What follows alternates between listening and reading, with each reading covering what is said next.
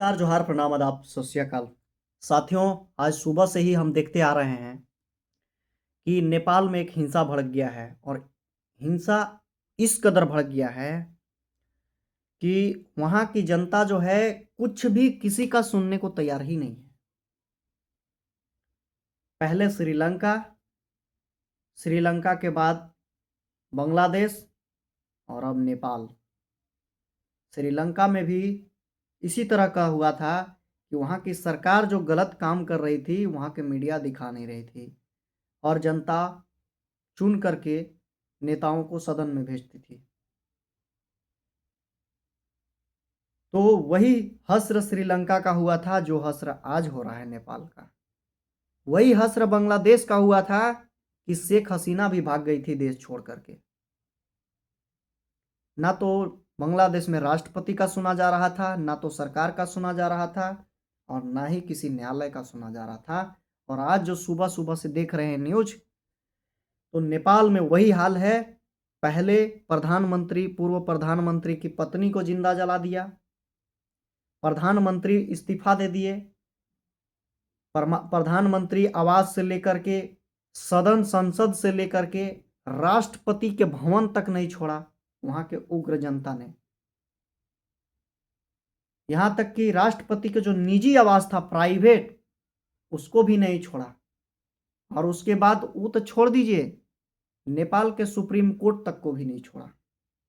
पूरा का पूरा आग के हवाले कर दिया। आप देखेंगे नेपाल का अभी दृश्य टीवी चैनल खोल करके, तो आपको अजीब लगेगा कि कैसे एक देश का ही नागरिक एक देश के सरकारी संपत्ति को नष्ट कर रहा है। और ये उन जनता की, आम जनता की दोष नहीं है, ये उस नेता की दोष है, ये उस सरकार की दोष है, ये वो सिस्टम की दोष है और ये वो न्यायपालिका का दोष है जिन्होंने जनता की आंखों में धूल झोंकने का काम किया है। नेपाल का हिंसा बता रहा है कि नेपाल की जनता त्राही त्राही हो चुकी थी। नेपाल की सरकार क्या कर रही है? नेपाल के जनता के पक्ष में एक भी काम नहीं हो रहा था। और अगर नहीं हो रहा था तो इसका जिम्मेदार था मीडिया।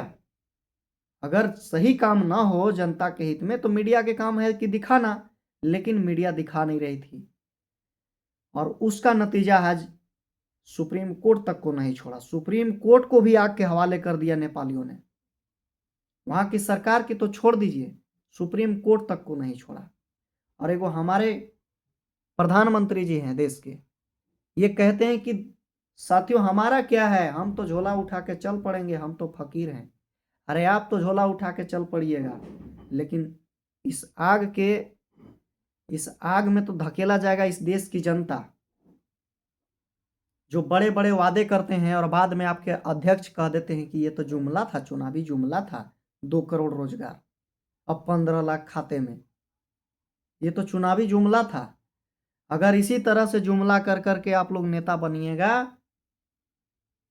तो मैं तो स्पष्ट कह देना चाहता हूं कि मैं किसी भी हिंसा का समर्थन नहीं करता, किसी भी हिंसा का मैं समर्थन नहीं करता हूं। लेकिन इस तरह की स्थिति पैदा करने वाले आप लोग होंगे इसका जिम्मेदार। वादे कीजिए तो लिमिट में करिए, उतना ही वादे कीजिए देश की जनता से जितना आप पूरा कर सकते हैं, अन्यथा ऐसी फालतू के वादे मत कीजिए। आज नेपाल का हश्र हुआ, उससे पहले श्रीलंका का हुआ था, उसके बाद बांग्लादेश का हुआ था और भारत में भी वही स्थिति बना हुआ है। ये जो जितने भी राज्य में अलग अलग सत्ताधारी हैं, केंद्र में जो सत्ताधारी है, सरकार है, ये तमाम तरह के वादे करके, झूठे वादे करके और शासन में आते हैं और इनके खरीदे हुए मीडिया, बिकी हुई 2 कौड़ी की गोदी मीडिया, जो देश में क्या हो रहा है और क्या होना चाहिए वो चीज़ नहीं दिखाती है। साहब का कुत्ता भुला गया है तो वो दिखाती है देश की मीडिया। यहाँ भूखमरी है तो अमेरिका के भूखमरी दिखाती है नेशनल गोदी मीडिया। हमारे बॉर्डर पे जवान शहीद हो रहे हैं लेकिन वहाँ चीन और रूस और यूक्रेन का युद्ध दिखाती है नेशनल गोदी मीडिया। हमारे लोग बेरोजगार हैं लेकिन पाकिस्तान की भुखमरी दिखाती है नेशनल गोदी मीडिया। हमारे यहाँ महंगाई है, हमारे यहाँ आटा चावल सब महंगा है, लेकिन हमारा भारत का नेशनल गोदी मीडिया जो 2 कौड़ी में बिका हुआ है, केंद्र जिसको सत्ताधारियों ने खरीदा है, वो पाकिस्तान के टमाटर दिखाता है कि टमाटर पाकिस्तान में 400 रुपये किलो हो गया। तो हमारा इस वीडियो के माध्यम से उनको संदेश है कि अरे गोदी मीडिया चैनल वाले, गोदी चैनल वाले, कम से कम इस घटना से तो परहेज कर लो, सीखो सबक।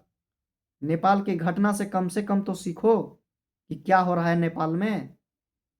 कहीं ऐसा दिन देखना ना पड़ जाए तुम लोगों को। मैं तो फिर से कह रहा हूं कि किसी भी हिंसा का मैं समर्थन नहीं करता हूं, क्योंकि हिंसा जान माल का नुकसान करता है और अहिंसा जान माल की रक्षा करता है।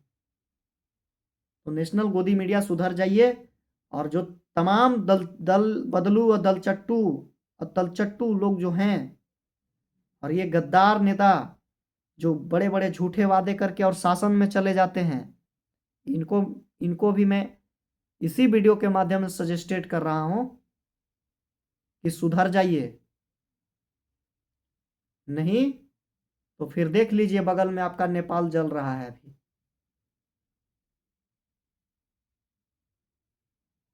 नेपाल जल रहा है तो इसका जिम्मेदार नेपाल की जनता नहीं है, नेपाल की सरकार है, नेपाल की सुप्रीम कोर्ट है, नेपाल के मीडिया है।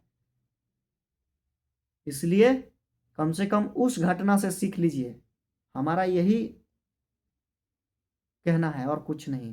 इस वीडियो को साथियों ज़्यादा से ज़्यादा शेयर करिएगा और लोगों को बताइएगा, ये तलचट्टू जो बैठे हुए हैं मीडिया, नेशनल गोदी मीडिया बन करके, और ये जो सरकार के दिखाते हैं कि कुत्ता भुला गया है साहब का, साहब आज खाना नहीं खाए हैं, साहब आज फलना दौरे पे चले गए।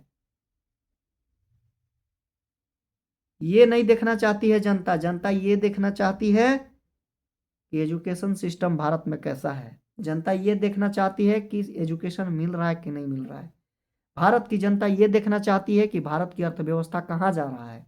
भारत की जनता ये देखना चाहती है कि रोजगार मिल रहा है कि नहीं मिल रहा है। लेकिन ये हमारा नेशनल गोदी मीडिया क्या दिखाती है कि यूक्रेन और रूस आग की भट्टी में कूद गया है, और ये राज्य की आग की भट्टी नहीं दिखाती है कि यहाँ क्या हो रहा है, हमें इसको कैसे सुधारना है। तो मुझे लगता है कि इस वीडियो से शायद असर पड़े। साथियों, इस वीडियो को जितना हो सकेगा, हाथ जोड़ के निवेदन है, ज़्यादा से ज़्यादा शेयर करिएगा। अंतिम बार मैं कह रहा हूँ कि इस वीडियो को ज़्यादा से ज़्यादा शेयर करिएगा। आज सुबह से ही नेपाल जल रहा है, और सबसे अजीब बात है कि पूर्व प्रधानमंत्री के पत्नी को जिंदा जला दिया नेपालियों ने। उसके बाद सुप्रीम कोर्ट को भी आग के हवाले कर दिया। ये बहुत बेहद और बेहद दुखद घटना है, बेहद निंदनीय है। मेरा तो मानना है कि नेपाल की जनता को ऐसा नहीं करना चाहिए था।